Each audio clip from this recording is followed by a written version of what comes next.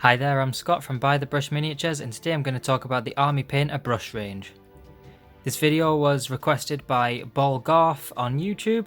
He asked us in the comments about the Army Painter brushes and the brushes we use. So today I'm just going to take the opportunity to talk to them a little bit and hopefully find the brush that's right for you in the Army Painter range. There are two key sets that the Army Painter sell. The first one is sort of like the beginner kind of set.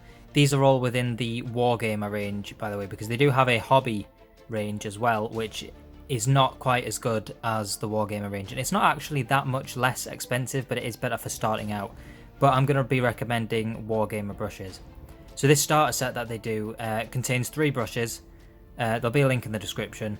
It has a Regiment Brush, which looks like this, and this is your sort of normal kind of base coating brush. Pretty much that's the standard brush that you're going to need. It also comes with a small dry brush, because a dry brush is quite crucial to have, so it comes with one of them.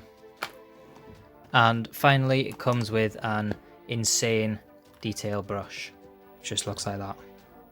My only problem with this set is that it doesn't come with a character brush, so I recommend that if you're going to get that set, you also pick up this brush separately, because that's sort of your layering brush, and just kind of between your detail and your base coating, it's not going to focus, but that's sort of your layer brush and highlighting brush. Now my favourite set in the Army Painter range is they do a full set of all of their Wargamer brushes, which is what you can see before you. So it comes with everything we've talked about here, and it also comes with a few extra bits.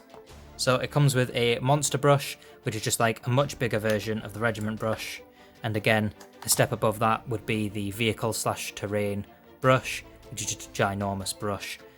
So those two are just for sort of basing larger things. It comes with a Kolinsky Masterclass brush, and that's sort of just a little bit smaller than the character brush, slightly better quality as well. So it's really good for highlighting and then getting them extra details, because it's got a very nice fine tip on the end. Also comes with a detail brush, slightly bigger than the insane detail brush, so that's good if you want to do sort of a little bit of detail work, but nothing as small as the insane detail. But then for the details where you're really going to need a small brush, they have the Psycho, and that is just incredibly small. The final brush that comes in this set is this, which is the large dry brush, which is much better if you want to be dry brushing a large surface. Much better and easier to use than the smaller dry brush for that. So there'll be a link in the description to all of these sets, but this is what I think about the Army Painter brushes.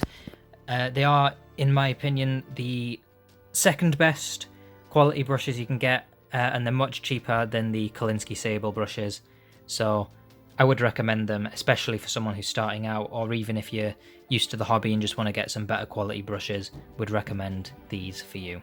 With that said, I really hope you enjoyed this video. If you want to see more videos like this, please like and subscribe. Only about 94% of you are subscribed at the moment, so it would be lovely to change that and build a bit more of a community on the channel. If you want to support us, you can follow the links in our description to the Patreon and Instagram. We can have a lot of stuff on there. Might be worth taking a look at if you're interested, and of course we appreciate any support we can get on Patreon. With that said, I'll see you later.